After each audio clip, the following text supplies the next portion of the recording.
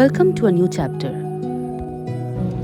Hello friends, welcome to a new chapter. আমি তাদৃশী আবার চলে এসেছি আপনাদের সামনে একটা নতুন ব্লগ নিয়ে।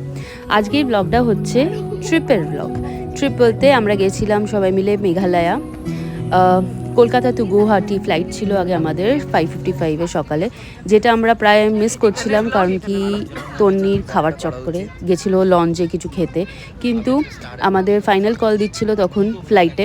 তো ত্রিজিতা আর তন্নি দুজনে ছুটে ছুটে ফ্লাইট ধরেছে, আমরা ওয়েট করছিলাম গেটে। তো প্রায় মিস করতে করতে আমরা ফ্লাইটটা পেয়েছি, বোর্ড হয়ে গেছি অলরেডি।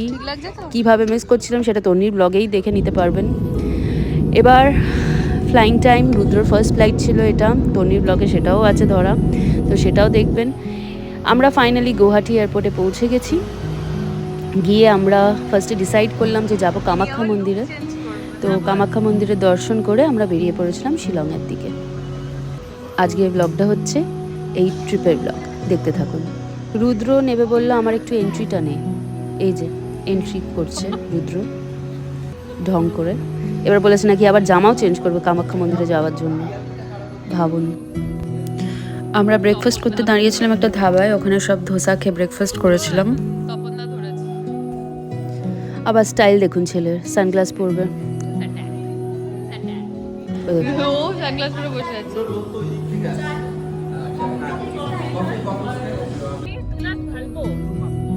এবার আমাদের একজন লোকাল ড্রাইভার ছিল যিনি আমাদের ঘোরাচ্ছিলেন, তো আমরা তার থেকে একটু লোকাল ল্যাঙ্গুয়েজ শিখছিলাম। মই তোমাক ভাল পাও মানে আমি তোমাকে ভালোবাসি। আর ওকে ওকে কিংবা আচ্ছা আচ্ছা হব হব হবে হবে হবে হব, ওটা একটা কাস্টমার বলে হব। আবার রাজদীপটা হবে হবে বললো, বুঝতে পারছি না কাস্টমার হব হব কেন বলছে, বুঝতে পারছি না। তারপর বলছে ওকে ওকে ও ওকে ওকে হব হব হবে হবে। ওকে কেন, ওকে সিলোটেপটা বেঁধে দাও। এবার আমরা ঢুকছি কামাখ্যা মন্দিরে, এটা কামাখ্যা মন্দিরের গেট, এটা দিয়ে ঢুকে এবার আমরা যাব মন্দিরে দর্শন করতে কামাখ্যা মায়ের। হ্যাঁ, ওখানে অনেক কিছু নিয়ম আছে, মানে লাইন দিতে হয়, বাট আমরা জাস্ট দর্শন করে বেরিয়ে গেছিলাম।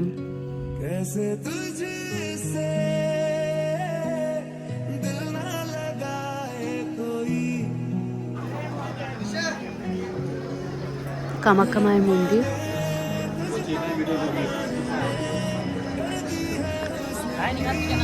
আমরা এখানে কিছু জানতাম না কাকে ধরতে হবে, কিভাবে পুজো দিতে হবে, তাই আমরা ওখানে গিয়ে সবাই বলছিল যে লাইন দিতে হয়, টিকিট কাটতে হয়, কেটে 2 ঘন্টা 3 ঘন্টা ওয়েট করতে হয়। সকালে টিকিট কাটলে নাকি বিকেলে, মানে ভিআইপিতে বিকেলে দর্শন পাওয়া যায়, দর্শন না মানে মাকে টাচ করে করা যায়। তো আমরা টাচ করিনি, আমরা জাস্ট মন্দিরে ঢুকে একজন পুরোহিত পেয়েছিলাম, উনি আমাদের সব দেখিয়ে দিল, দর্শন করিয়ে দিল মায়ের। তো আমরা ওখানে মন্দিরে কামাখ্যা মায়ের দর্শন করে বেরিয়ে গেছিলাম ওখান থেকে, নিয়ে আমরা গেছিলাম শিলংয়ের দিকে। এবার আমরা গুয়াহাটি থেকে যাচ্ছি শিলংয়ের দিকে। প্রায় 3 ঘন্টা 3.5 ঘন্টা লেগেছিল আমাদের পৌঁছতে শিলং গুয়াহাটি থেকে।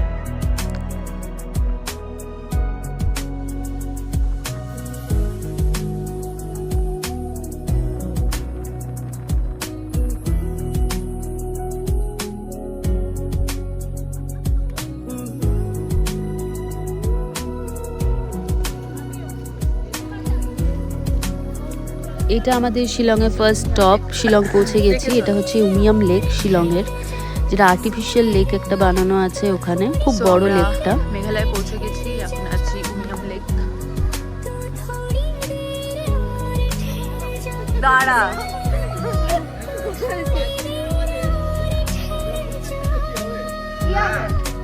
না না হ্যাঁ রে, ব্যাগ নিয়ে আসবো না নেক্সট দিন থেকে। অন্ধকার আছে অন্ধকার, মানে আলো তোর তোকে এদিক থেকে তুলতে হবে ছবি। ওই দিকটা যাও দেখি, ওই তো ওই দিকটা আলো আছে। ওদিকে এটা পাবো না, কেন পাবি না? হ্যাঁ গাছ আছে অবশ্য। হ্যাঁ ওই প্লেন ভিউটা পাবো না।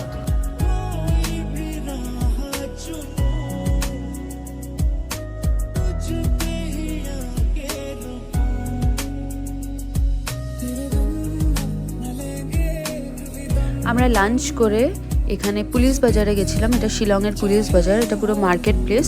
আর শিলংয়ে খুব তাড়াতাড়ি সন্ধে হয়ে যায়, তখন বাজছিল কটা, 5টা। এই টাইমটায় পুরো সন্ধে হয়ে গেছিলো শিলংয়ে।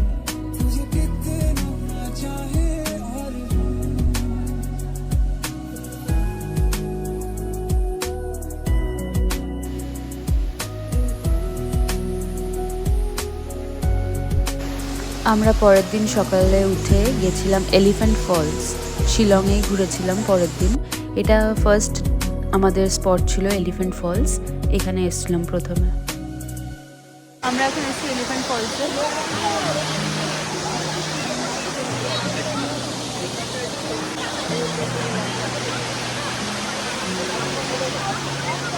বৃষ্টি পড়ছিল একটু আগের জন্য ইউব রেনকোট পরে আছে। কেমন লাগছে ইউব তোমার ফলসটা? ভালো লেগেছে? ছবি তুলেছো তুমি?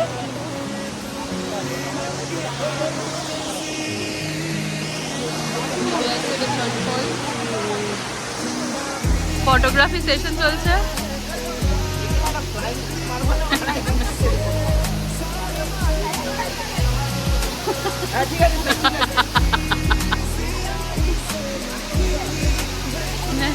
সুজিতা ছবি তুলছে সবার দায়িত্ব নিয়ে।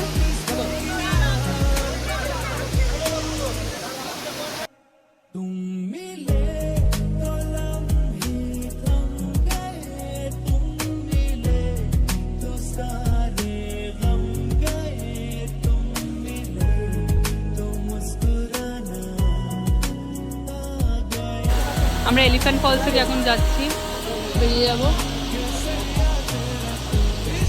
Photo session over.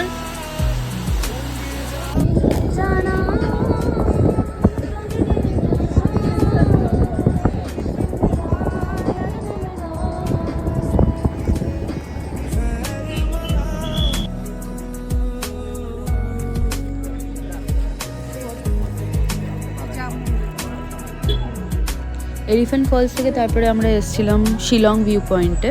এটা শিলং ভিউ পয়েন্টে একটা জায়গায় গাড়িটা পার্ক করে দিতে হয়, যে গাড়ি করে এসেছিলাম। তারপরে একটা অন্য গাড়ি করে এই ভিউ পয়েন্টে যেতে হয়। দেখেছেন আপনারা? এবার আদর দেখুন। সারাক্ষণ মারপিট করে যায়। ইউ একটা ফুটকা খাবে। গাড়ি করে যেতে হয় এমনি ভিউ পয়েন্টে। এমনি ছোটো ছোটো ট্যাক্সি করে নিয়ে যায় ভিউ পয়েন্টে। ওখানে প্রথমে যেখানে আমরা ট্যাক্সিতে উঠলাম, ওখান থেকে যে রোডটা যাচ্ছে ভিউ পয়েন্ট অবধি, সেখানে ভিডিও তোলা মানা। আমাদের ড্রাইভার দাদা বলছিল ভিডিও তুলবেন না, কেন কি ওখানটা আর্মি এরিয়া আছে, নেভাল আপনার এয়ারফোর্স এরিয়া আছে ওখানে, এর জন্য ছবি তুলতে মানা করেছিল। একবারে ডাইরেক্ট ভিউ পয়েন্টে গিয়ে আমরা আবার ছবি তুলেছিলাম। আচ্ছা, এটা শিলং ভিউ পয়েন্ট। আমরা মেয়েরা আগে চলে এসেছি এখানে।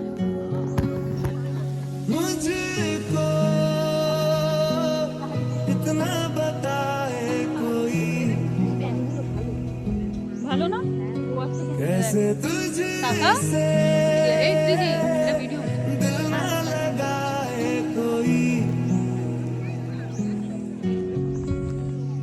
रब्बा ने तुझको बनाने में कर दी है हुस्न की खाली तिजोरियां, केसरिया तेरा इश्क है पिया, रंग जाऊं जो मैं हाथ लगाऊं, दिन बीते सारा तेरी फिक्र में, रैन सारी तेरी खैर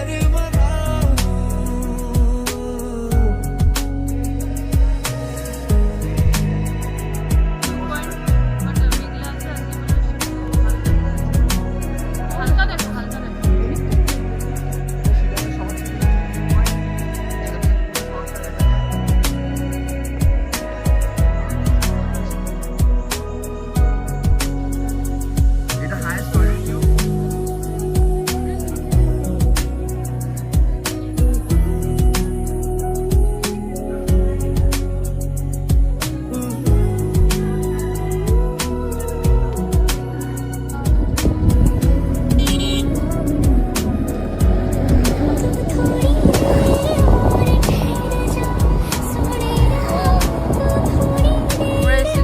এরপর গেছিলাম গ্র্যান্ড ক্যানিয়ন, ল্যাটিনিয়াম গ্র্যান্ড ক্যানিয়ন। ওখানেও সব মেঘে ঢাকা ছিল, কিচ্ছু ভিউ দেখতে পাইনি, বাট জায়গাটা ঘুরে দেখলাম।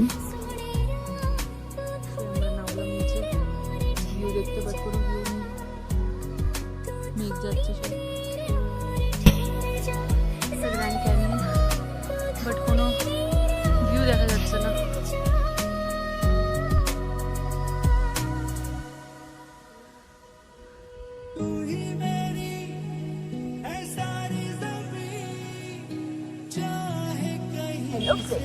তারপরে বল, একটু জোরে বল, বল জোরে। Hello friends, welcome to my channel. Day 3।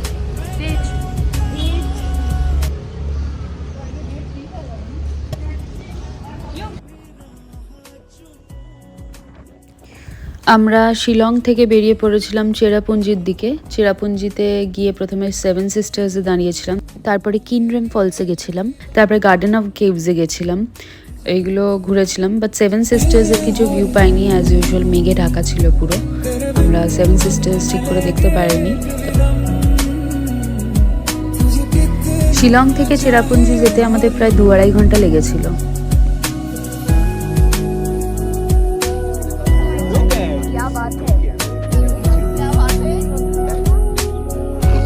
এটা 7 সিস্টার্স ওয়াটারফলের ভিউ, বাট আমরা কিছু ভিউ দেখতে পাইনি, মেঘে পুরো ঢাকা ছিল বলে। আমরা এত উল্টোপাল্টা বকছি, এর জন্য সবসময় আমি ভয়েস দিচ্ছি, মানে ব্যাক এতে দেবো ভয়েস পরে। এটা কি 7 সিস্টার্স? বলতে কিছু দেখা যাচ্ছে না, এত মেঘে ঢেকে গেছে, আরম্ভ হয়ে গেল। पतझड़ के मौसम में भी रंगी जाना जैसे झमके सन्नाटों में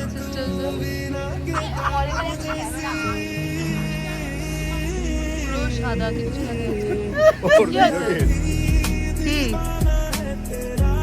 সেভেন সিস্টার ওয়াটারফলস ঠিক করে দেখতে পারিনি, পুরো মেঘে ঢাকা ছিল, দেখলেনি আপনারা, পুরো সাদা ছিল জায়গাটা। আমরা এর জন্য 7 সিস্টার ওয়াটারফলস দেখতে পারিনি। এর জন্য ওখান থেকে আমরা বেরিয়ে গেছিলাম কিনরেম ফলসের দিকে। কিনরেম ফলস হচ্ছে 7th highest waterfalls in India.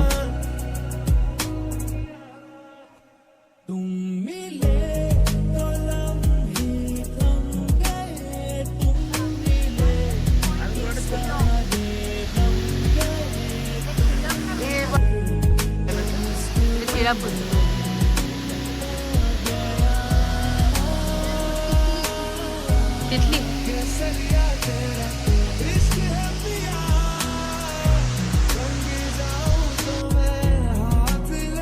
কিনরেম falls হচ্ছে 7th highest waterfalls in India.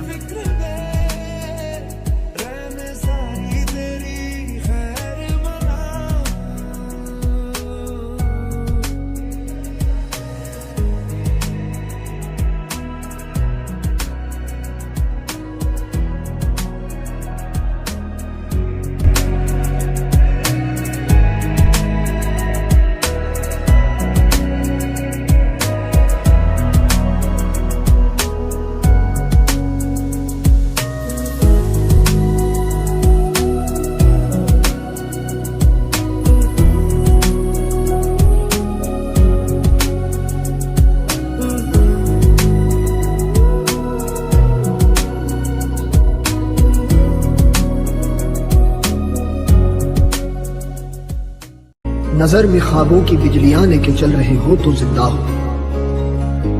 हवा के झोंकों के जैसे आजाद रहना सीखो। तुम एक दरिया के जैसे लहरों में बहना सीखो। हर एक लम्हे से तुम मिलो खोले अपनी बाहें। हर एक पल एक नया समा देखे ही निगाहें। जो अपनी आंखों में हैरानियां लेके चल रहे हो तो जिंदा हो। जोगी न चले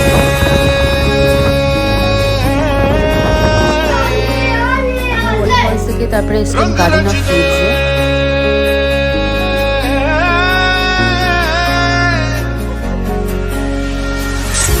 जरा हमको है ये कहते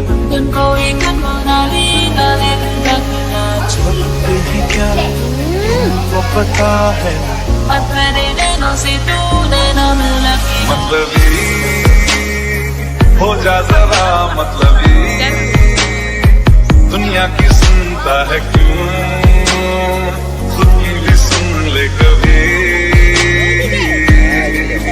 जब यार करे परवाह नहीं, मुझे क्या परवाह इस दुनिया की, जग मुझ पे এই কেভটা হচ্ছে ন্যাচারালি ফর্মড উইথ স্যান্ডস্টোন আর ক্লে দিয়ে। এটা প্রায় 78 মিটার্স ডিপ ইনসাইডে। এটা একটা কেভের মতো, এটা ন্যাচারালি ফর্মড কেভ।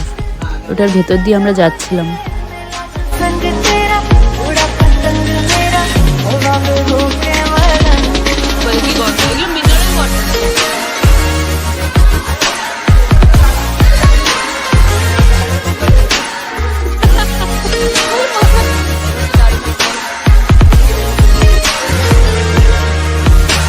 कबीरा रे फकीरा, इलाही मेरा जिया है। গার্ডেন অফ কেভস হলো অনেকটা বড় জায়গা জুড়ে, প্রায় 14টা-15টা স্পট আছে যেখানে ন্যাচারালি ফর্মড কেভস আছে, তারপরে ঝর্ণা আছে, তারপরে দাবাই বলে একটা মেডিসিনাল ওয়াটার ছিল সোর্স, যেই জলটা খেলে নাকি মানুষের সব রোগ সেরে যায়, এমনি ওখানে লোকাল লোকেরা ভাবে। সব কিছু আছে ভিডিওতে। গার্ডেন অফ কেভস একটা অনেক বিশাল বড় জায়গা জুড়ে, নানা রকম কেভস, ঝর্ণা, ন্যাচারাল বিউটি সব মিলে জায়গাটা।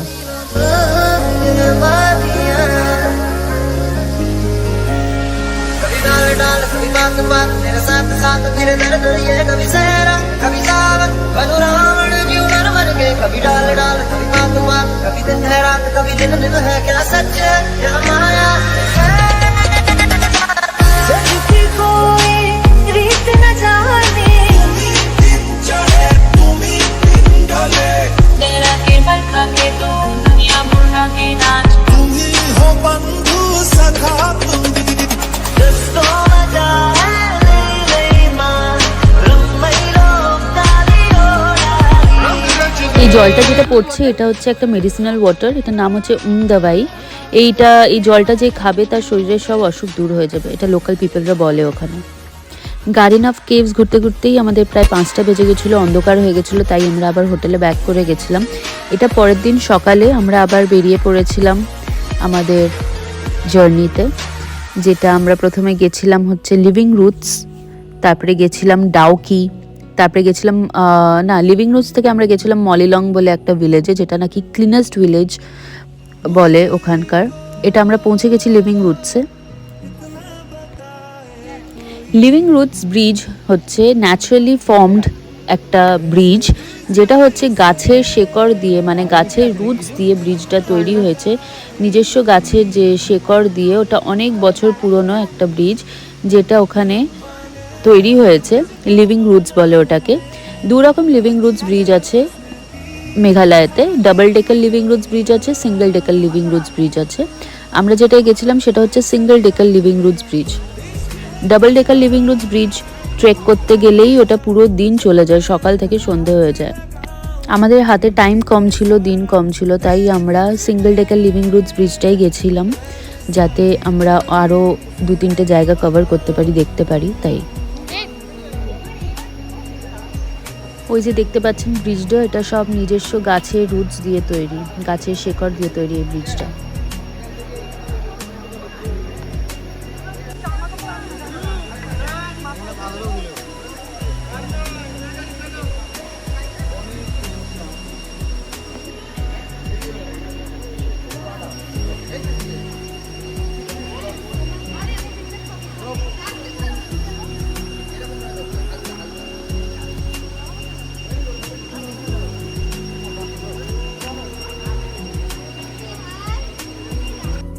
তারপরে আমরা গেছিলাম মলিলং ভিলেজে, যেটা ক্লিনেস্ট ভিলেজ ইন এশিয়া বলা হয়। রাস্তাগুলো ক্লিন ছিল, আর গাছের ওপরে এমনি উঠে একটা জায়গা মতো করা ছিল, যেখানে উঠে পুরো ভিলেজটার ভিউ দেখা যায়। তো আমরা সেইখানে উঠেছিলাম, উঠে ভিলেজটার ভিউ দেখেছিলাম। তারপরে আবার ওখান থেকে বেরিয়ে গেছিলাম ডাউকির দিকে।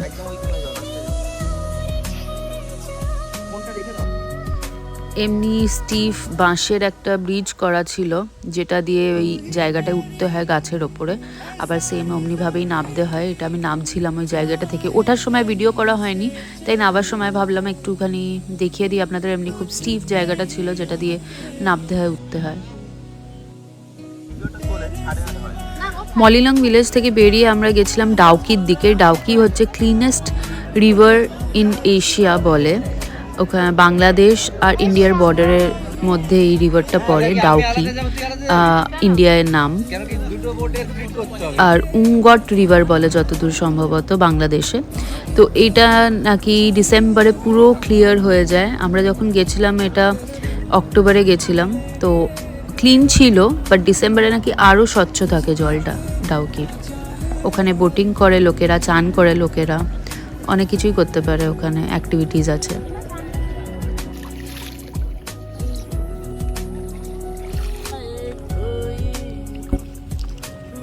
গাও গাও।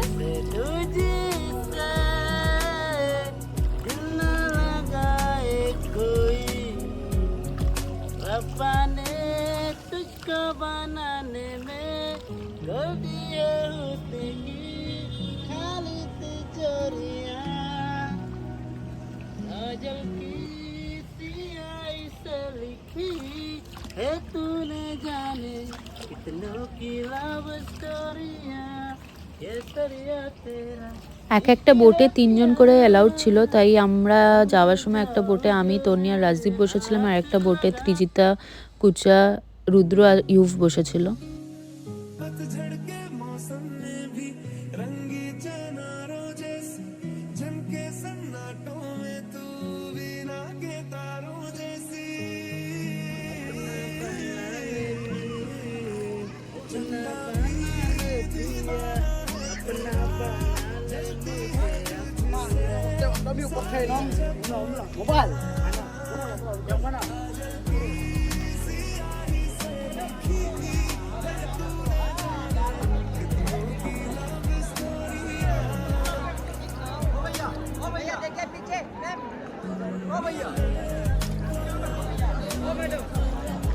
ডাউকিতে বোটিং করে তারপরে আমরা ওখানে লোকাল থালি এক্সপ্লোর করেছিলাম। কেউ কেউ ম্যাগি খেয়েছিল, আর আমি, কুচা, ইউভ লোকাল থালি খেয়েছিলাম ওখানকার, খুব ভালো ছিল খাবারটা। তারপরে লাঞ্চ করে আমরা বেরিয়ে গেছিলাম ক্রাংসুরি ওয়াটারফলের দিকে, কিন্তু আমাদের পৌঁছতে অন্ধকার হয়ে গেছে। অ্যাজ ইউজুয়াল ওখানে 5টার সময় অন্ধকার হয়ে যায়, তো ক্রাংসুরি পৌঁছিয়ে দেখছিলাম প্রায় অন্ধকার হয়ে এসছে। তো আমরা তাও ট্রেক করে অনেকটাই নিচে নেমেছিলাম, গিয়ে দেখি অন্ধকার হয়ে গেছে বলে মন খারাপ হয়ে গেছিলো আমাদের ইচ্ছা ছিল এখানে চান করার, বাট সেটা সম্ভব হয়নি, কারণ পুরো ব্ল্যাক হয়ে গেছিলো জায়গাটা, অন্ধকার হয়ে গেছিলো। তো আমরা ওখান থেকে আবার বেরিয়ে পড়েছিলাম আমাদের হোটেলের রাস্তার দিকে। বাট আমরা হোটেলে যাওয়ার আগে সবাই মিলে ডিসাইড করলাম যে আজকে কোথাও একটা ডিনার করে যাওয়া যাক। তো আমরা হোটেল পৌঁছবার আগে ডিলেন্স ক্যাফেতে দাঁড়িয়েছিলাম। এটা হচ্ছে ডিলেন্স ক্যাফে, ওখানকার ফেমাস ক্যাফে। এখানে এক্সপ্লোর করার ইচ্ছা ছিল বলে আমরা এখানে গেছিলাম সবাই মিলে। খাবার খুব ভালো ছিল এখানকার, তো আপনারা গেলেও ওখানে ট্রাই করতে পারেন ডিলেন্স ক্যাফে। এবার হচ্ছে আমাদের ফাইনাল ডে, যেটা হচ্ছে বাড়ি ফেরার দিন। আমি টাটা করে দিচ্ছি হোটেলকে। লফট এক্সিকিউটিভ এনেছিলাম আমরা শিলংয়ে। তো ওখান থেকে বেরিয়ে এয়ারপোর্ট যাওয়ার আগে আমরা গেছিলাম ওয়ার্ডস লেকে। এটা হচ্ছে শিলংয়ে ওয়ার্ডস লেক। এখানে বোটিং করা যায়, খুব সুন্দর একটা গার্ডেনের মতো করা আছে, ওখানে ঘুরে দেখা যায়। তো আমরা ওখানে গিয়ে আগে একটুখানি বোটিং করেছিলাম সবাই মিলে। তারপর ওখান থেকে আবার লাঞ্চ করে আমরা বেরিয়ে গেছিলাম এয়ারপোর্টের দিকে। আবার এয়ারপোর্ট যেতেই 3-3.5 ঘন্টা লাগে, আমাদের ফ্লাইট ছিল সন্ধ্যেবেলায়। তো আমরা ওখানে ওয়ার্ডস লেকে বোটিং করছিলাম, বোটিং করে বেরিয়ে গেছিলাম লাঞ্চ করে এয়ারপোর্টের দিকে।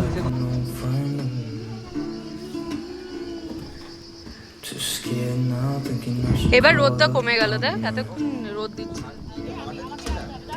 এরপরে গেছিলাম লাঞ্চে, বাট লাঞ্চের ভিডিও আর তোলা হয়নি। এটা ডাইরেক্ট ফ্লাইটে তুলেছিলাম একটু ভিডিও কলকাতা ল্যান্ড করার সময়। কলকাতা ল্যান্ড করে গেছি অলরেডি। গুয়াহাটি টু কলকাতা লাগে 1 ঘন্টা, বাট শিলং থেকে গুয়াহাটি আসতে প্রায় 3-3.5 ঘন্টা লাগে। তো ওই ট্রাভেলটার ভিডিও তোলা হয়নি। এটা আমরা কলকাতায় পৌঁছে গেছি। খুব ভালো ট্রিপ ছিল আমাদের বন্ধু বান্ধবের সাথে। যদি এই ভিডিওটায় কিছু ভালো লেগে থাকে, please do like, share and subscribe my channel আর নিউ চ্যাপ্টার। খুব তাড়াতাড়ি আবার দেখা হবে আপনাদের সাথে একটা নতুন ব্লগ নিয়ে।